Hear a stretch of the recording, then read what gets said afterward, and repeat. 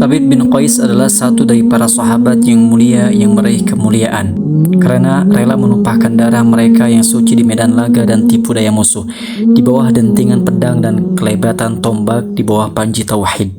Namanya adalah Thabit bin Qais bin Syammas bin Zuhair bin Malik bin Imri'il, Qais bin Malik al-Aghrar bin Tha'labah bin Ka'ab bin al-Khazraj bin al-Harith bin al-Khazraj, Abu Muhammad, ada juga yang berkata Abu Abdurrahman. Dia termasuk di antara orang-orang yang diberi kemampuan berorasi, maka dia menjadi orator orang-orang Ansar. Manakala Nabi Muhammad SAW datang ke Madinah, dia menyatakan kesiapannya untuk membela beliau. Sebagaimana diriwayatkan secara sahih dari Anas radhiyallahu anhu, dia berkata, Thabit bin Qais berkhutbah saat kedatangan Rasulullah SAW di Madinah. Dia berkata, kami akan melindungimu sebagai kami melindungi jiwa dan anak-anak kami. Lalu apa yang kami dapatkan wahai Rasulullah? Rasulullah pun menjawab, syurga. Mereka berkata, kami rela. Thabit sangat takut bila dirinya akan celaka karena dia bersuara lantang sekalipun dia tidak bermaksud sengaja untuk menyelisihi adab di depan Rasulullah SAW. Maka Nabi SAW menenangkannya dengan mengabarinya bahwa dia termasuk penghuni surga. Sebagaimana disebutkan dalam hadis yang sahih dari Anas bin Malik radhiyallahu anhu bahwa dia berkata, manakala turun ayat Ya ayyuhalladzina amanu la tarfa'u aswatakum fawqa sawtin nabi wa la tajharu lahu bil qawli kajahri ba'dikum li ba'din an tahbatu a'malukum wa antum la tash'urun. Yang artinya, wahai orang-orang yang beriman, janganlah kalian meninggikan suara kalian lebih dari suara Nabi, dan janganlah kalian berkata kepadanya dengan suara keras sebagaimana kerasnya suara sebagian kalian terhadap sebagian yang lainnya, supaya tidak hapus pahala amalan kalian sedangkan kalian tidak menyadari.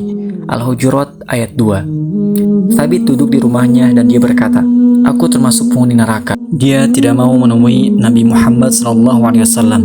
Maka Nabi SAW bertanya tentangnya kepada Sa'ad bin Mu'adz radhiyallahu anhu. Nabi SAW bersabda, Abu Amr, apa kabar Thabit? Apakah dia sakit?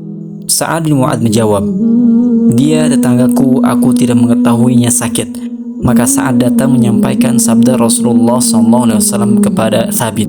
Thabit berkata, ayat itu telah diturunkan dan kalian tahu bahwa aku adalah orang yang paling keras suaranya di depan Rasulullah SAW. Maka aku termasuk penghuni neraka. Lalu saat menyampaikan hal itu kepada Nabi Muhammad SAW, maka beliau bersabda, bal huwa min ahlil jannah, justru dia ahli surga. Thabit radhiyallahu anhu termasuk sahabat Nabi Muhammad SAW yang unggul. Dia tidak hadir dalam perang Badar, tetapi hadir di perang Uhud dan ikut dalam bai'at Ridwan. Ibunya adalah Hindun At-Ta'iyah. Ada yang berkata Kabesyah binti Waqid. Adapun istrinya adalah Habibah binti Sahal. Ketika Rasulullah SAW tiba di Madinah dan mempersaudarakan orang-orang Muhajirin dengan Ansor, bagian Thabit dalam persaudaraan ini adalah Amir bin Abu Al-Bukair. Thabit bin Qais radhiyallahu anhu menjadi teladan di bidang jihad. Manakala gerakan murtad muncul yang dilakukan oleh sebagian kabilah, Abu Bakar As-Siddiq mengirimkan pasukan untuk memadamkan fitnah orang-orang yang murtad dan memerangi para nabi palsu. Di antara orang-orang murtad yang paling kuat adalah Musailamah Al-Kadzab yang mengaku sebagai nabi yang didukung oleh Bani Hanifah. Sejumlah besar orang bergabung dengan Musailamah dari kalangan orang-orang yang membelot dari Islam. Di tahun 12 Hijriah, As-Siddiq radhiyallahu anhu menetapkan pedang Allah Khalid bin Walid radhiyallahu anhu untuk memerangi Musailamah Al-Kadzab. Panji Muhajirin berada di tangan Salim, mantan sahaya Abu Hudzaifah radhiyallahu anhu, dan panji Ansor dikibarkan oleh Thabit bin Qais radhiyallahu anhu. Dua pasukan bertemu, pasukan orang-orang beriman dan pasukan orang-orang musyrik. Keduanya jual beli serangan.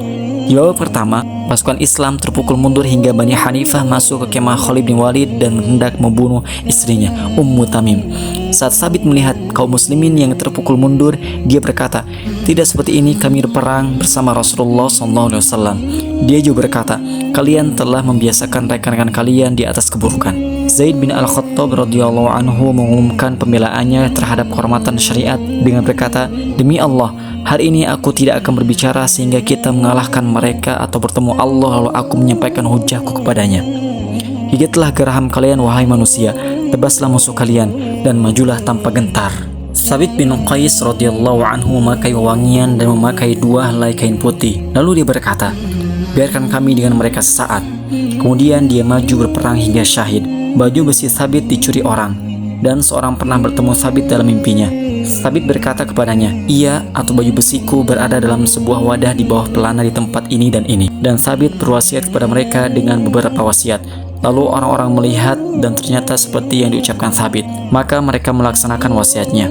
Demikianlah Thabit akhirnya mendapatkan mati syahid sesudah meninggalkan pengaruh yang terpuji bagi orang-orang di belakangnya.